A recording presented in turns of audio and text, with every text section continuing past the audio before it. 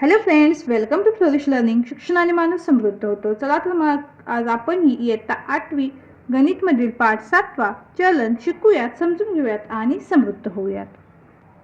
आज आपण या पाठातील सराव संच 7.3 पाहणार आहोत. प्रश्न 1. खालीलपैकी कोणती उदाहरणे व्यस्त चलनाची आहेत?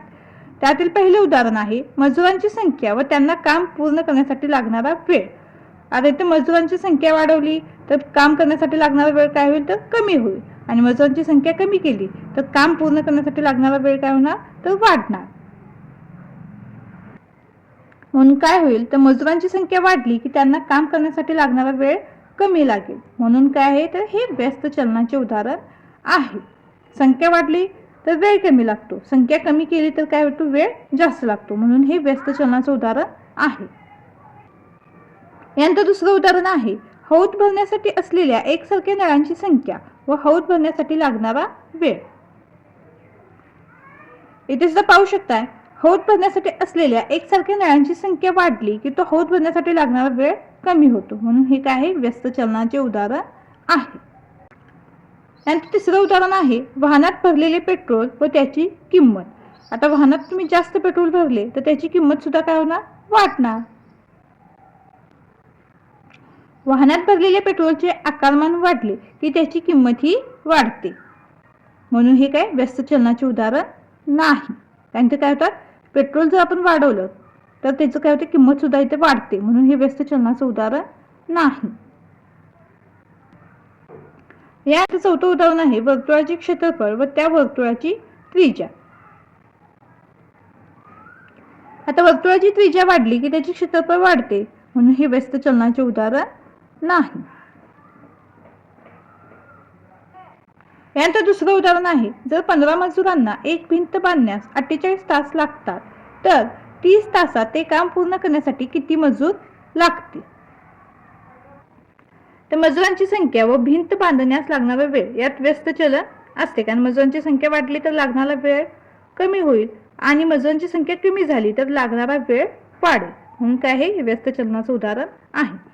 आता इथे आपण मजुरांची संख्या n आणि वेळ t मानूयात.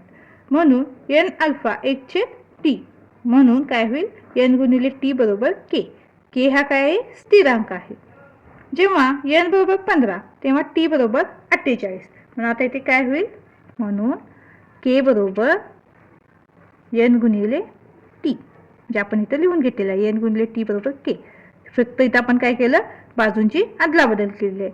म्हणून काय होईल तर k बरोबर आता n किती आपल्या इथे 15 आणि t किती आहे 48. 15 गुणिले 48 हा गुणाकार करूयात. म्हणून k बरोबर काय मिळेल आपल्याला हा गुणाकार केला तर 720.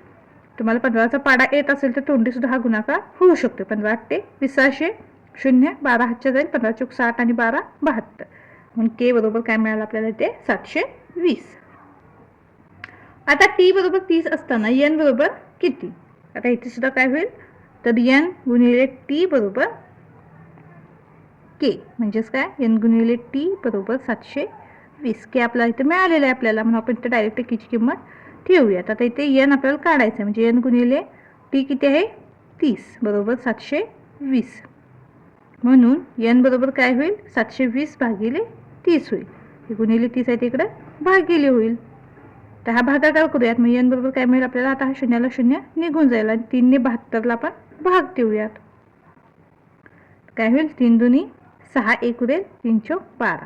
म्हणजे n बरोबर किती मिळालं आपल्याला 24. म्हणून 30 तासात ते काम पूर्ण करण्यासाठी 24 मजूर लागतील. यानंतर पुढील उदाहरण आहे पिशवीत दूध भरण्याच्या यंत्राद्वारे 3 मिनिटात अर्ध्या लिटरच्या 120 पिशव्या भरल्या जातात तर 1800 पिशव्या भरण्यासाठी किती वेळ लागेल? तर दूध भरण्यास लागणारा वेळ आणि पिशव्यांची संख्या यांच्यात समचलन आहे.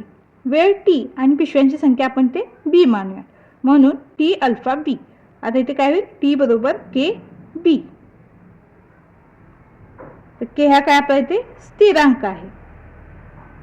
आता जेव्हा t बरोबर 3 आहे आणि तेव्हा b बरोबर काय 120 आहे. म्हणून आता इथे काय होईल 3 बरोबर k गुणिले 120. मग आता हे 120 याला गुणिले ते इकडे काय होईल, भागिले होईल. मग आपण ते काय करूयात, बाजूंची अदलाबदल करूयात. मग के बरोबर काय होईल, ते के गुणिले 120 आपण या बाजूला घेतलं तर हे 3 आहे ते समोर येईल. आता हे गुणिले 120 जे ह्याच्या समोर येणार आहे ते आपण ते काय करूया, त्याला भागिले करूयात. म्हणून के बरोबर काय मिळेल आपल्याला, 3 1 3, 3 4 12 आणि हा 0 आहे त्याचा. के बरोबर काय मिळाला, 140 मिळाला. आता बी बरोबर 1100 असताना टी बरोबर प्रश्नचिन्ह. म्हणून आता टी बरोबर काय होईल, तर के गुणिले बी. म्हणून टी बरोबर आता के किती मिळाले आपल्याला, तर 140 आणि बी किती आहे तर 1100 म्हणजे 1800. म्हणून टी बरोबर काय होईल, तर हा शून्याला शून्य निघून जाईल. आता 4ने भाग देऊया त्याला, 4 चौक 16, 2 उरतील 20, 4 पंचे 20 म्हणजेच काय 45. म्हणजे टी किती आला आपला, 45 आला. म्हणजे वेळ काय 45 मिनिटे लागतील. तर 1800 पिशव्या भरण्यासाठी 45 मिनिटे लागतील. तर आपण टी टाइम म्हणून वापरलेला आहे, बी ते बॅग म्हणून वापरलेला आहे. तर अशा प्रकारे आपण हे अक्षर घेतो. तर तुम्ही अजून आपल्या चॅनलला सबस्क्राईब केलं नसेल तर नक्की सबस्क्राईब करा आणि आपल्या चॅनलला लाईक आणि शेअर सुद्धा करा. आणि तुमचे काही प्रश्न असतील तर ते कमेंटमध्ये नक्की विचारा. आणि या व्हिडिओबद्दल तुमचे जे काही अभिप्राय असतील ते कमेंटमध्ये नक्की कळवा. यानंतर पुढील प्रश्न आहे, एका कारचा सरासरी वेग 60 किलोमीटर पर तास असताना काही अंतर जाण्यास 8 तास लागतात. तर तेच अंतर 7.5 तासात कापावायचे असेल, कारचा सरासरी वेग किती वाढवावा. कारचा वेग व अंतर कापण्यास लागणारा वेळ यामध्ये व्यस्त चलन असते. कारण कारचा वेग वाढवला तर काय होतं, आपण ते जे अंतर आहे ते कमी वेळामध्ये पूर्ण करतो. आणि कारचा वेग कमी असेल तर तेच अंतर पूर्ण करण्यास आपल्याला जास्त वेळ लागतो. म्हणून काय आहे, तर हे व्यस्त चलनाचं उदाहरण आहे. आता कारचा वेग व्ही व अंतर कापण्यास लागणारा वेळ टी मानू. म्हणून व्ही अल्फा 1/t म्हणून व्ही गुणिले टी बरोबर के. के हा काय आहे, तर स्थिरांक आहे आपला.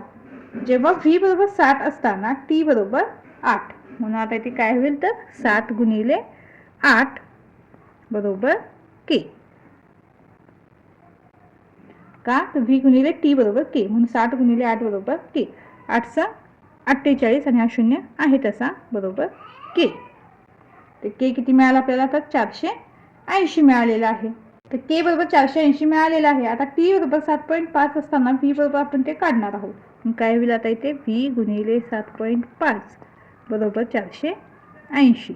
म्हणून तर व्ही बरोबर काय होईल, 480. आता हे गुणिले 7.5 आहे, इकडे काय होईल, भागिले 7.5 बरोबर काय होईल, 480 आहे तसे.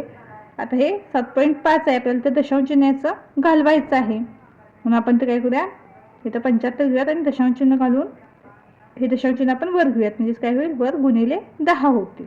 आलं का तुमच्या इथे. इथे टी बरोबर आपल्याला किती आहे, 7.5. कारण 7.5 तास म्हटलेलं आहे इथं, त्यामुळे आपण तर 7.5 घेतलेलं आहे. त्यानंतर आपल्याला तर व्ही काढायचं आहे. म्हणून व्ही गुणिले 7.5 बरोबर 480 केलं. 480 का, तर के बरोबर 480 मिळालेलं आहे. आता हे गुणिले तिकडे भागिले होईल, पण इथं दशांश चिन्ह आहे, ते दशांश चिन्ह आपल्याला काढायचं आहे. तर आपण काय करायचं आहे, तर एक अंक सोडून दशांश चिन्ह आहे म्हणून आपण काय केलं, अंशामध्ये गुणिले 10 घेतलेलं आहे. म्हणजेच हे कसं होईल, तर इथे बाजूला दाखवते मी. 7.5 म्हणजेच काय मिळतं आपल्याला, तर 75/10 असं मिळेल. म्हणजे जे 10 आहे ते याच्या पण खाली येईल. मग याच्या खाली छेदामध्ये येईल, ते छेदामध्ये आलं म्हणजेच काय होईल, ते उलटून अंशाला गुणिले होईल. तर आपण ते डायरेक्ट लिहिलेलं आहे असं. म्हणून व्ही बरोबर आता इथे काय होईल, तर आपण भागाकार करून पाहूया. तर इथे काय करूयात, आपण आधी 5ने भाग देऊया त्याला. तर 5 दुनी 10 आणि इथे 15×5 = 75. ठीक आहे. आता पुन्हा काय करूयात इथे, तर 15ने 480ला भाग देऊयात. 15 × 15, 15 × 45, 3 उरतील 30, 15 दुनी 30. मग ते काय होईल, तर 32 गुणिले 2 हा गुणाकार होईल. म्हणजेच काय, तर 64. म्हणून व्ही बरोबर काय मिळालं आपल्याला, तर 64. म्हणजेच तेच अंतर 7.5 तासात कापण्यासाठी कारचा वेग 64 किलोमीटर पर तास असायला हवा. म्हणून कारचा वेग पूर्वीपेक्षा 64 - 7 बरोबर 4 किलोमीटर पर तास. म्हणून कारचा वेग पूर्वीपेक्षा 4 किलोमीटर पर तासने वाढवायला हवा. तर अशा प्रकारे आपला इथं सराव संच पूर्ण झालेला आहे. तर आपला व्हिडिओ तुम्हाला आवडल्यास चॅनलला लाईक, शेअर, सबस्क्राईब नक्की करा आणि हो, कमेंट सुद्धा नक्की करा. धन्यवाद.